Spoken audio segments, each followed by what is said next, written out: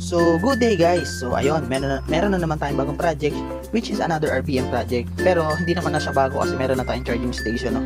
Pero ito ang kinaibahan nito doon sa una nating charging station is multi-charge siya, no? Kasi meron siyang tatlong charging port na may naka-USB, no? Then dito meron din siyang dalawa for kung halimbawa meron kayong sariling charger, no? May outlet siya. Okay.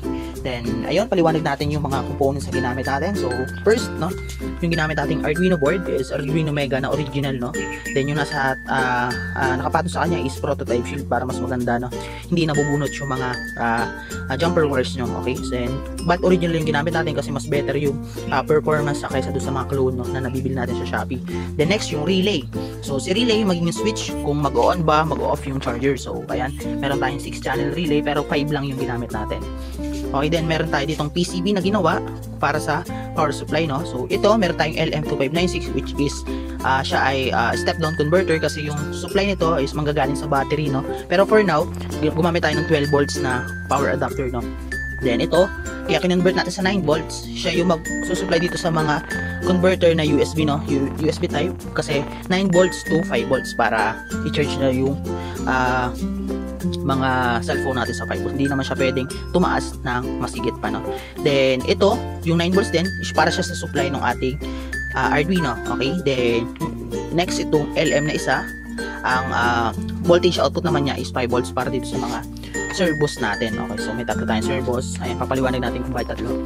Okay, then ito, meron tayong IR brake beam na ginamit. Ito yung sinasabi ko naman palagi na favorite natin gamitin pa sa mga RBM kasi nakaka-detect to nung cleared battery, which is hindi naman siya totally nadi-detect. May technique lang tayong ginagamit, no?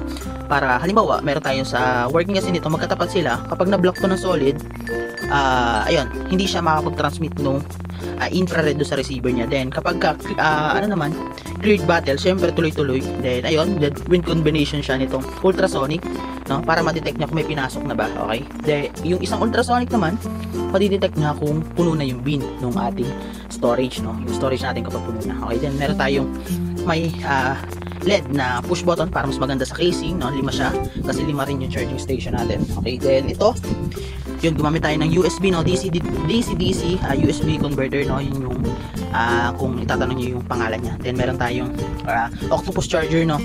So tatlo lang naman siya, common naman yung pang iPhone, micro USB, tsaka yung type C, yung common na charging na ng mga cellphone natin, no. Ayun. Then ito, power outlet kung may mga laptop kayo, no? So yun lang naman. And ayan, so start tayo nung process, no. So scan tayo, no. So scanning. So plastic bottle, gagalaw yung mga servo. Then ayun, magki-clip muna tayo kung paano siya gumagana kapag nasa casing na. So mag-clip muna tayo. Ayan, kapag nagpasok ka ng bottle, magsasari yung sa may entrance para hindi dayain, no. Then i-detect.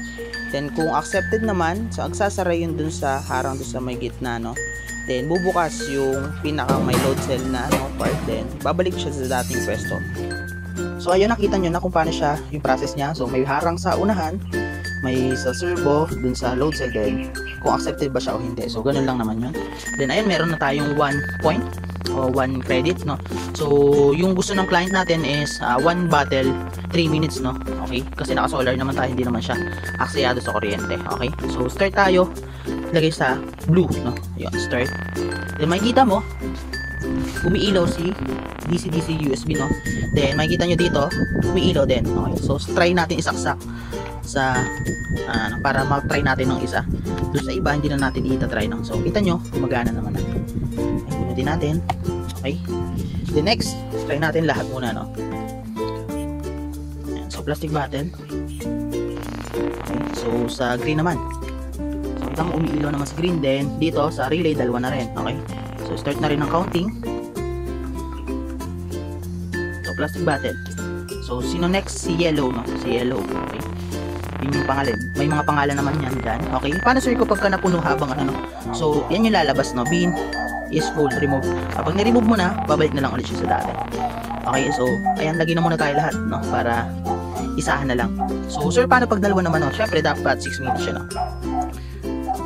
Ayan, plastic bottle. So si white, gusto ko si white yung 6 minutes.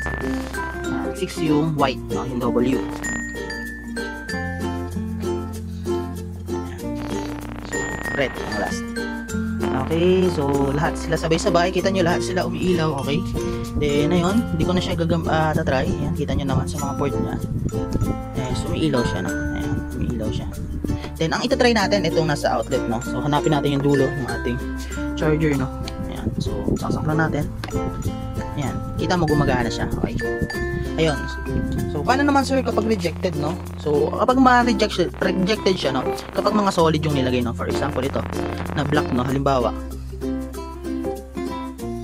Ayan, sorry. Kasi, yun, ang ano din pala nito, kapag natatapat siya sa araw, no? Kasi ang mga IR or infrared sensor is sensitive siya sa araw, kaya bawal siyang dapat nasa loob lang siya ng pipe, no?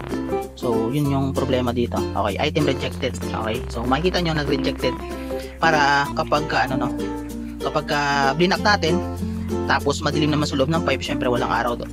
So doon niya ma-detect kung cleared ba or hindi. Okay, then kapag may pinasok na item o wala kang pinasok na item, gusto mo mag-charge, ang lalabas doon, please insert button, no? Then ayun, so overall napakita naman natin. So wala naman na tayong ibang papakita. So dagdag ko rin pala, no? So gumamit din pala tayo ng load cell, no? Ayan, load cell. Itong metal na to, then sa kanyang amplifier. So ang load cell kasi is weight sensor siya. Then yung load cell amplifier siya yung magko-convert para makuha natin yung tamang weight ng mga item na pinapasok natin. Ngayon kasi, sabi ko 'di ba, cleared yung nadidetect nito. Ayan, possible kasing lagyan ng mga bote ng mantika. Clear din naman yun, baka tumagos pa rin dun sa yung transmitter, no? Kaya meron tayong nilagay na load cell para malaman natin kung mabigat ba, kasi possible na kapag in-accept yung bote, mabasag, no? Ayun, maglagay tayo ng force, no? Halimbawa, mabigat yung binilagay natin, then nag-scan tayo. Dapat ang lalabas dyan, ayan, wait lang, ayusin pala natin yung pag-scan. So, dapat medyo mabigat, no? Ayan, heavy item detected, no? Please remove item kasi possible mabasag yun. So, ayan, no? Idagdag lang natin doon sa ating features, no? Then, ayun, no? So, kung interested kayo sa ating project na to, no? Doon sa ating multi-charge na RBM, so, message nyo na lang ako sa aking Facebook account or sa aking email, no? So, ililink ko naman or ilalagay ko naman sa ating description yung ating mga social media account. So, ayun, once again, thank you sa panonood and God bless always. Thank you.